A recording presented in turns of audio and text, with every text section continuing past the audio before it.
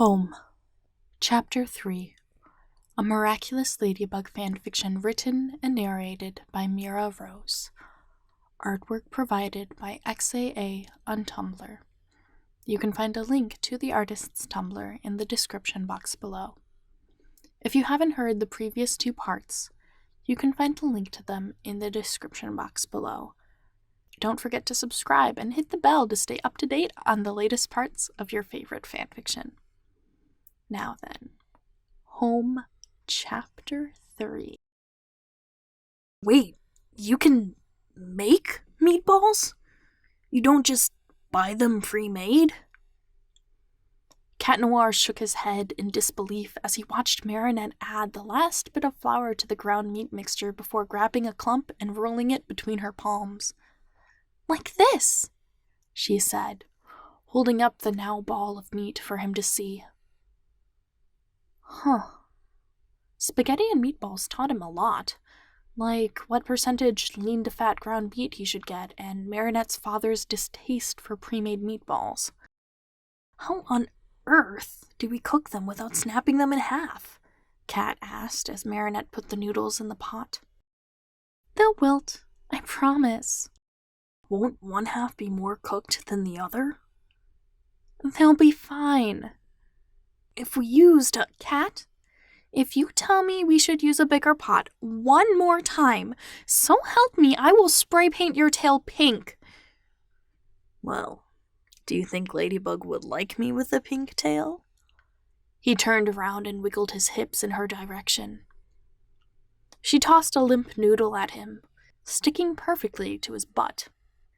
"There, now you have a backup tail," she joked, turning her attention back to the pot and gently pressing on the noodles inside.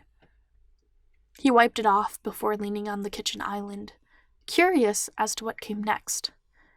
They'd already made the sauce, and she'd just put the meatballs in the skillet. It felt like they were missing something. Dessert! They didn't have dessert! "I'll be right back," he exclaimed, launching himself out the window and onto the sidewalk below before Marinette could so much as open her mouth for a reply. He knew what he needed to get. She'd love it. Banana cream pie. He knew for a fact that Dupang Chang Bakery didn't have any, because Marinette would always gorge herself on it as a child to the point that no amount of reprimand would stop a tiny human handprint in the whipped topping on the bakery's shelf when they opened. All right, he wasn't banana-gressed without reason. He cracked his neck, then his knuckles, and sprinted to the nearest coffee shop. Time to spend a ridiculous amount of money on an entire pie by purchasing it slice by slice. He returned to a home-cooked dinner and a Marinette standing with her arms crossed. "Cat!" Oh, right. He left her with all of the work, didn't he?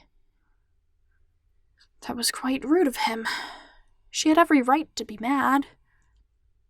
"Cat!" she barked, and even his ears drooped at the call. I can explain." "You can't just run off like that. We were worried." "Worried?" "Yes, you potato! Worried! Now come on and eat with us." He looked at Marinette with surprise before tearing his eyes away to see Tom and Sabine sitting at the table, steam coming off their plates, and smiling at him. "What did you pick up?" Sabine asked. "Oh, He cleared his throat. "Banana cream pie." Their eyes flicked to Marinette in unison, met by her nervous giggle.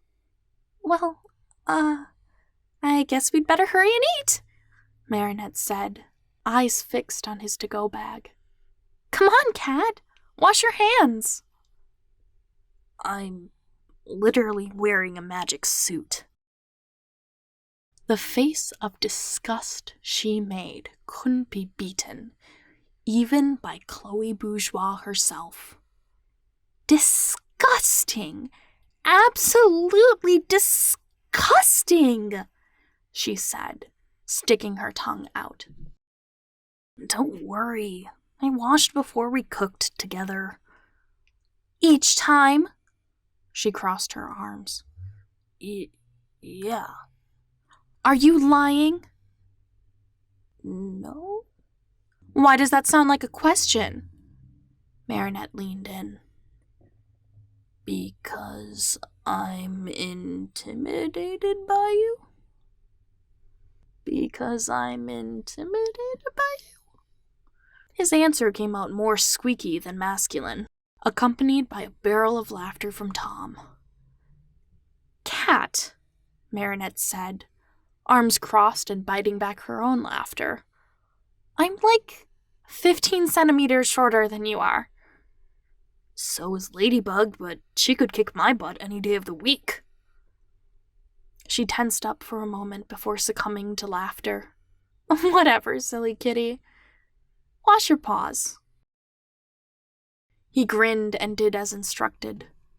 The sun filtered through the kitchen windows, and he had to wonder if it had always been such a beautiful day, or if he was just now noticing it.